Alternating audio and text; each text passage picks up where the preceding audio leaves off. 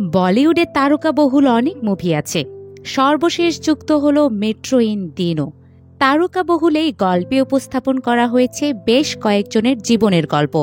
সেই গল্পগুলো কেমন হলো না হয় এক্সপ্লেনেশন থেকেই জেনে নিন। তাহলে আর কথা না বাড়িয়ে শুরু করা যাক মেট্রো ইন দিনো মুভির এক্সপ্লেনেশন। গল্প শুরু হয় হলির দিন। হলির উৎসবে গানের তালে তালে আমাদের সামনে উপস্থাপন করা হয় বেশ কয়েকজন দম্পতিকে, তাদের ফ্যামিলি এবং বন্ধু বান্ধব। তারা বিভিন্ন পার্টিতে হলি উৎসব উপভোগ করছিল। তাদের মধ্যে একজন চুমকি। ফ্যামিলি তাকে ডাক্তার হতে বলেছিল, কিন্তু সে সবকিছুতেই ভয় পায়। সেজন্য শেষমেশ MBA করে জব করছে। এই পর্যায়ে অন্য একজনকে পরিচয় করানো হয়, যার নাম পার্থ। সে বন্ধুদের সাথে হলির আড্ডা দিয়ে বাসায় ফেরে। অন্যদিকে বন্ধুদের সাথে আড্ডা দিয়ে এবং ড্রিঙ্কস করে বাসায় ফেরে চুমকিও।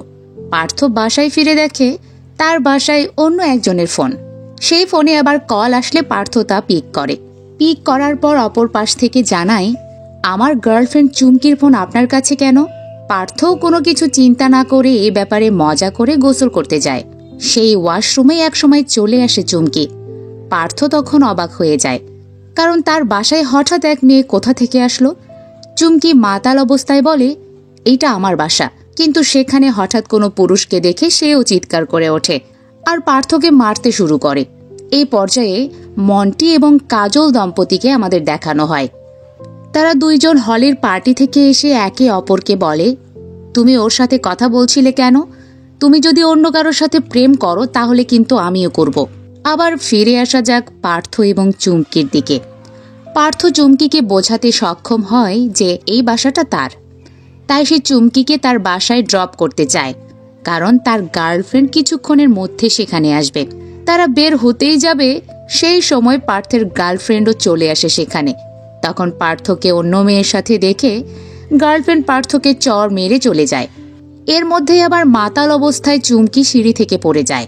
তখন পার্থ তাকে নিচে নামিয়ে জিজ্ঞেস করে তার বাসা কোথায়। চুমকি মাতাল থাকার কারণে ঠিকভাবে বলতে না পারলেও পার্থ বুঝতে পারে তার বাসার অপোজিটেই চুমকির বাসা। এজন্য ড্রিঙ্কস করে চুমকিও ভুল করে অন্য বাসায় চলে এসেছে। আবার দুই বিল্ডিংয়ের নামও প্রায় সেম। যেহেতু চুমকি মাতাল, তাই পার্থ তাকে মোটরসাইকেলে করে বাসায় ড্রপ করতে যায়। চুমকি তার বাসার সামনে গেলে দেখতে পায় তার বয়ফ্রেন্ডকে। বেঁধে যায় আরও এক কেলেঙ্কারি। পরের দিন অফিস যাওয়ার আগে চুমকি তার মা শিভানী এবং বোন কাজলকে বলে তার বয়ফ্রেন্ড তাকে ভুল বুঝছে, এখন ব্রেকআপ করতে চায়। মা বোন মিলে তখন চুমকিকে অনেক বুদ্ধি দেয়, যেসব পছন্দ করে না চুমকি। তাই জানায় ব্যাপারটা সে নিজেই হ্যান্ডেল করতে পারবে, কাউকে কিচ্ছু করতে হবে না। সেই সময় শিভানীর কাছে এক চিঠি আসে। চিঠিটা খুললে সে দেখতে পায় তাদের ভার্সিটির ব্যাচের রিইউনিয়নের ইনভাইটেশন কার্ড, যেটা দেখে কিছুটা নিশ্চুপি হয়ে যায় সে। এই পর্যায়ে পরিমল নামে একজনকে দেখানো হয়। সে তার একমাত্র মেয়েকে নিয়ে জীবনযাপন করে। তার কাছেও ভার্সিটির তাদের ব্যাচের রিইউনিয়নের কার্ড আসে। যথারীতি সেইটা দেখে মন খারাপ করে পরিমলও। তাহলে কি পরিমল এবং শিভানী একই ব্যাচের এবং একে অপরকে ভালোবাসত? সাথেই থাকুন, জানতে পারবেন। চুমকি তার বয়ফ্রেন্ডকে কনভিন্স করার জন্য ফোন দেয় পার্থকে আর দেখা করতে বলে। পার্থ আসলে চুমকি জানায়, আপনি আমার বেস্ট ফ্রেন্ডকে নিজের ওয়াইফ হিসেবে আমার বয়ফ্রেন্ডের কাছে পরিবেশন করবেন, যাতে আমাদের ভুল বোঝাবুঝি শেষ হয়। বাকিটা আমি সামলে নেব। পার্থ না করে না, তবে চেয়ে বসে এক জায়গায় যাওয়ার জন্য প্লেনের বিজনেস ক্লাসের টিকিট। সেইটাতে আবার রাজি হয়ে যায় চুমকি। তাই পার্থ তার বেস্ট ফ্রেন্ড শ্রুতিকে ওয়াইফ হিসেবে নিয়ে আসে চুমকির বয়ফ্রেন্ডের সামনে। সেখানে পার্থ আর শ্রুতি মিলে কনভিন্স করতে সক্ষম হয় চুমকির বয়ফ্রেন্ডকে। আরও বেশ কিছু কথা চললে চুমকি জানতে পারে পার্থ একজন ট্রাভেলার। এখানে সেখানে ঘুরে সে ট্রাভেল ব্লগ করতে পছন্দ করে। যেহেতু সব ঠিকঠাক হয়ে যায়, তাই তারা সেখান থেকে এক পার্টিতে মিশে গিয়ে একত্রে নাচ গানও করে। ফুর্তি করা শেষ হলে চুমকি পার্থকে বলে, আমার আপনার ফোন সেম নাকি? এই বলে ফোন নিয়ে নিজের নাম্বারটা ডিলিট করে দেয় চুমকি, যা দেখে কিছুটা অবাক হয় পার্থ। আবার শ্রুতি তাকে দেখে হাসেও। সেদিন রাতেই মন্টি কাজল দম্পতির মাঝে একটা প্রোগ্রাম নিয়ে চলে দ্বন্দ্ব। সেই দ্বন্দ্ব থেকেই তারা জড়িয়ে ধরা অবস্থা থেকে পাশ ফিরে দুজন ঘুমিয়ে পড়ে। এর মধ্যেই শ্রুতি বাসায় আসলে তার বয়ফ্রেন্ড, যেহেতু তারা বিয়ে করেনি তাই বয়ফ্রেন্ডই ধরে নিলাম, যার সাথে সে লিভ টুগেদার করছে। তো বয়ফ্রেন্ড আকাশ জানায়, গানে ঠিকমতো মন দিতে পারছি না, এদিকে চাকরিতেও মন বসছে না, তুমি চাকরি ছেড়ে দেওয়াতে কষ্টেই দিন চলছে। শ্রুতি তার সাংবাদিকতার চাকরি ছেড়ে দিয়েছে মূলত প্রেগনেন্সির কারণে। এই প্রেগনেন্সির ব্যাপারটা আবার মুভির শুরুতে দম্পতির গল্পে দেখেছি। শ্রুতি প্রেগনেন্ট হলে আকাশ তখন বেশ খুশি হয়েছিল, কিন্তু এখন কত শত কথা বলছে। শ্রুতিও তাই হাসি মুখে জানায়, আমার জন্য তোমার ক্যারিয়ারের কোনো ক্ষতি হতে দেব না, এই বলেই অ্যাবর্শন করায় শ্রুতি।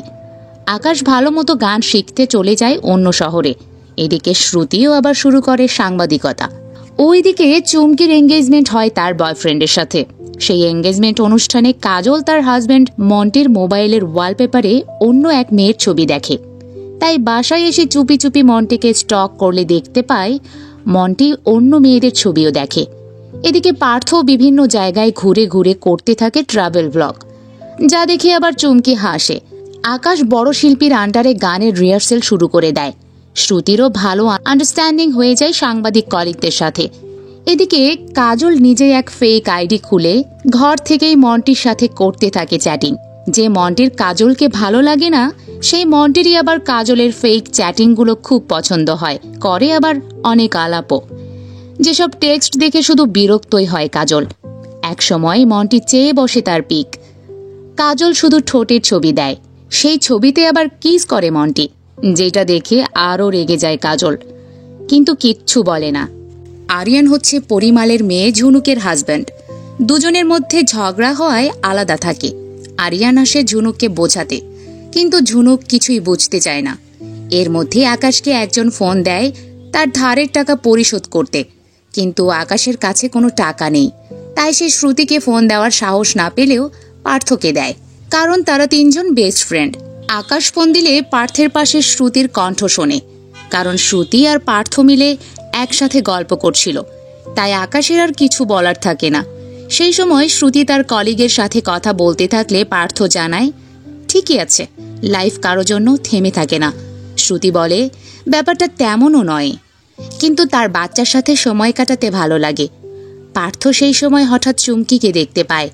চুমকি মেট্রোতে উঠলে মেট্রোর গ্লাসে নক করে হাই হ্যালো বলে পার্থ। অনেক দিন পর চুমকি পার্থকে দেখে খুশি হয়, তাই বাসায় এসে পার্থের ট্রাভেল ব্লগগুলো দেখে হাসে।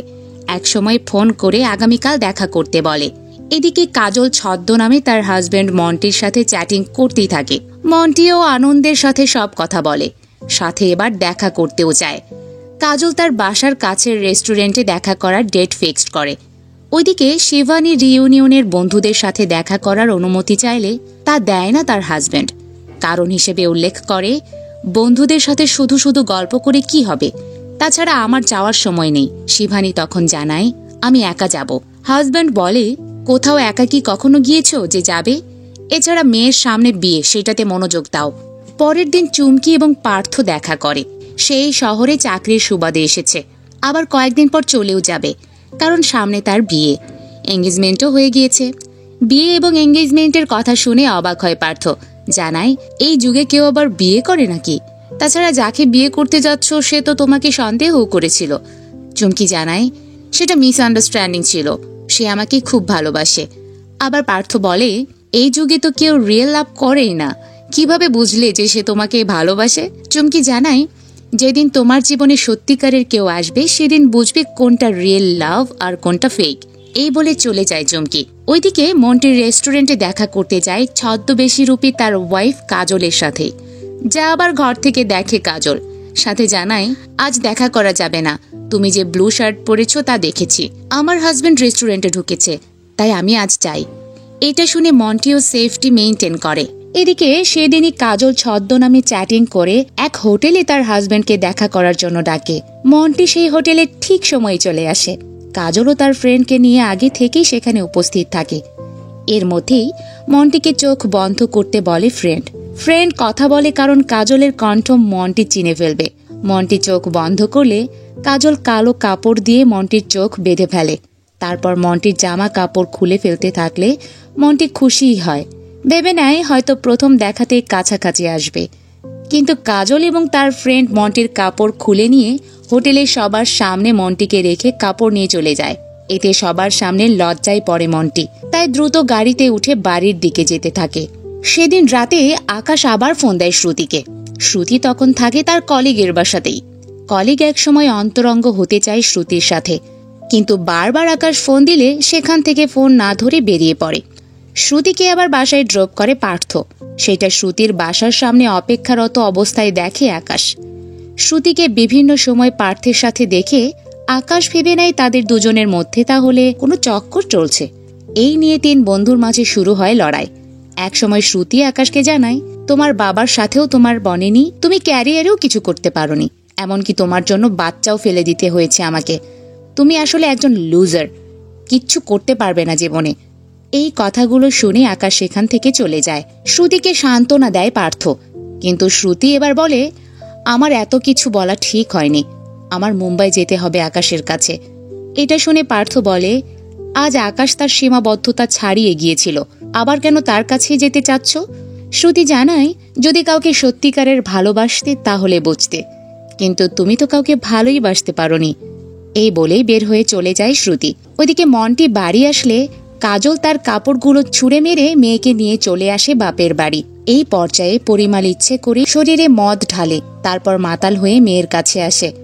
ঝুনুক তার বাবার এমন অবস্থা দেখে জিজ্ঞেস করে, কেন ড্রিঙ্কস করতে গেলে? পরিমাল জানায়, তোর এসব নিয়ে চিন্তা করতে হবে না, তোর কাউকে নিয়ে চিন্তা করতে হবে না, তুই তোর মতোই থাক। পরের দিন কাজলদের বাড়িতেই সরি বলতে আসে মন্টি, কিন্তু কাজল আর মাফ করে না। মা সেকেন্ড চান্স তাকে দিতে বলে। তখন কাজল তার বাবার এক নারী কেলেঙ্কারি সেখানে তুলে ধরে, যেটা চুমকি ছোট থাকতে করেছিল তার বাবা। এসব ঘটনা তুলে ধরায় মা বাবা সহ সবাই চুপচাপ হয়ে যায়।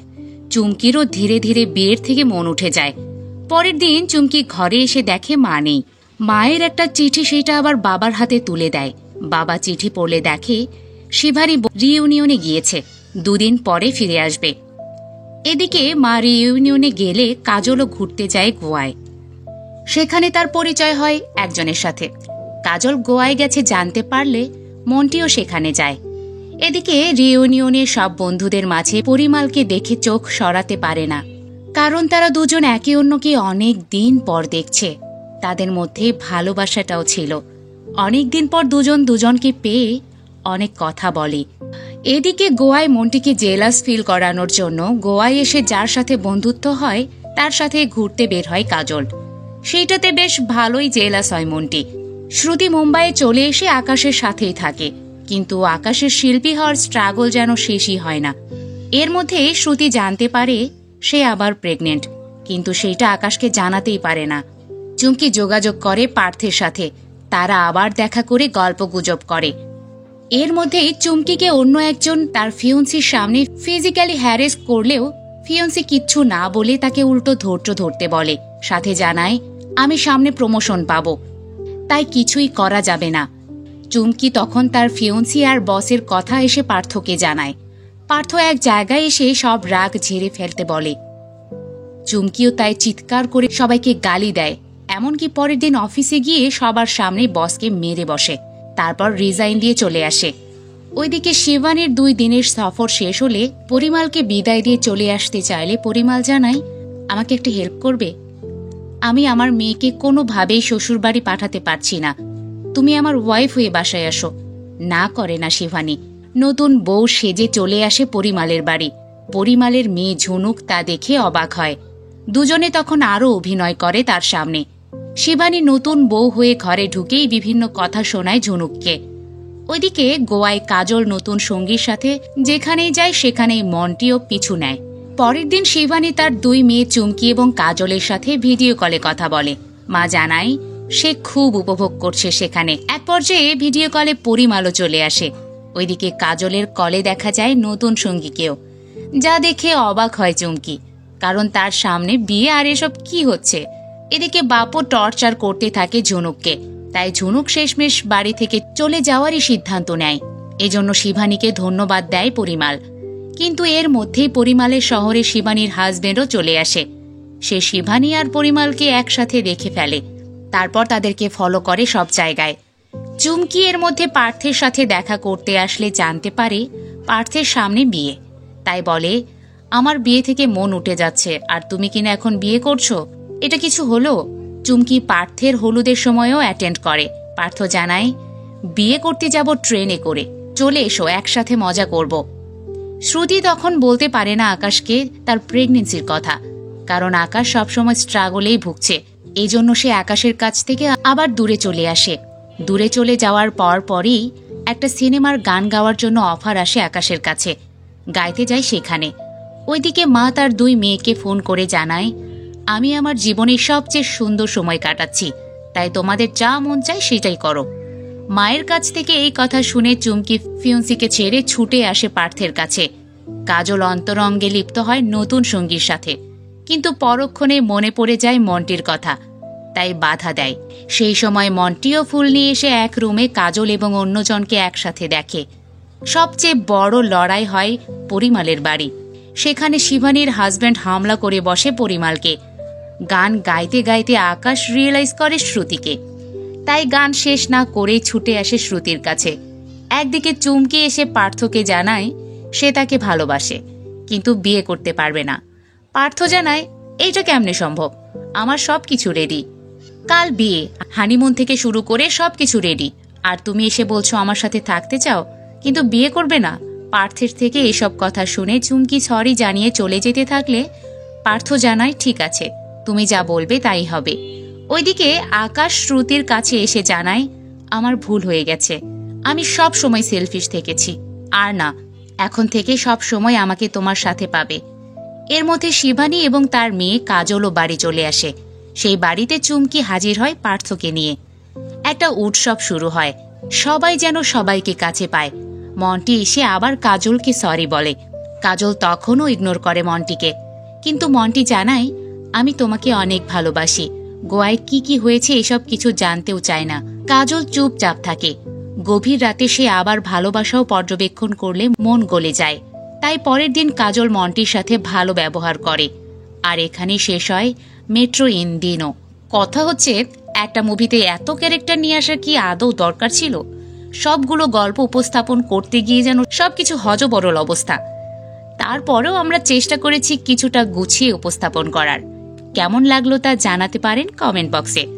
এতক্ষণ মিসেস মুভি এক্সপ্লেনারের সাথে থাকার জন্য ধন্যবাদ।